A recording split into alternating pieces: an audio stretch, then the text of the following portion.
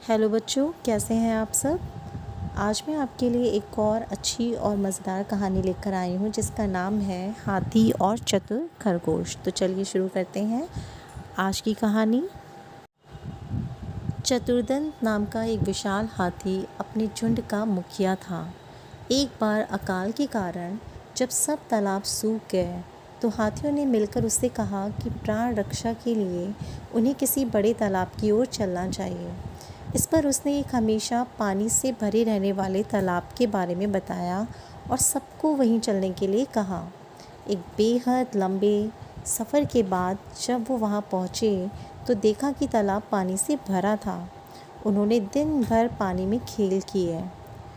उस तालाब के चारों तरफ खरगोशों के बिल थे, जिससे ज़मीन पोली हो गई थी और हाथियों के चलने से वह बिल टूट गए। इसमें कई खरगोश कुचले गए और कुछ मर भी गए।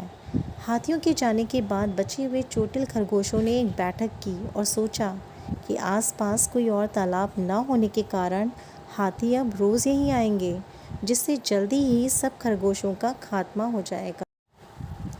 एक ने कहा, अब हमें इस जगह को छोड़ देना चाहिए ताकि जान बच सके, लेकिन बाकियों ने कहा, हम अपने पूर्वजों के स्थान को नहीं छोड़ सकते। ऐसे में उन्होंने एक उपाय सोचा कि एक चतुर दूत को हाथियों के मुखिया के पास भेजकर ये कहा जाए कि यह तालाब चांद का है और यहाँ बैठा खरगोश यह नहीं चाहता कि हाथी इस तालाब में आए।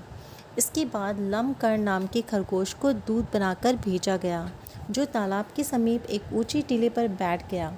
जब हाथियों का झुंड वहाँ से गुजरा तो उसने वही बात दोहराई। हाथियों के मुखिया के पूछने पर उसने कहा, मैं चांद में रहता हूँ और चंद्र भगवान के कहने पर तुम्हें ये बताने आया हूँ। मुखिया ने फिर पूछा कि चंद्र भगवान इस समय कहाँ हैं? लम्बकर्ण ने कहा, वह इस समय तालाब में ही है। कल तुम्हारे पैरों से खरगोशों के बिल टूट गए और उनकी प्रार्थना सुनकर वो यहाँ आए हैं और मुझे ये संदेश लेकर भेजा है। हाथी ने फिर कहा, तो मुझे उनके दर्शन करा दो, तो मैं अपने दल के साथ वापस चला जाऊंगा। लम्बकर्ण हाथियों के मुखिया को तालाब के किनारे ले गया और पानी में चांद की छाया दिखाई। मुखिया को उसकी बात पर यकीन हो गया और उसके बाद कभी हाथियों का झुंड उस तालाब पर नहीं आया। तो बच्चों, पंचतंत्र की इस कहानी से हमें क्या सीख मिलती है?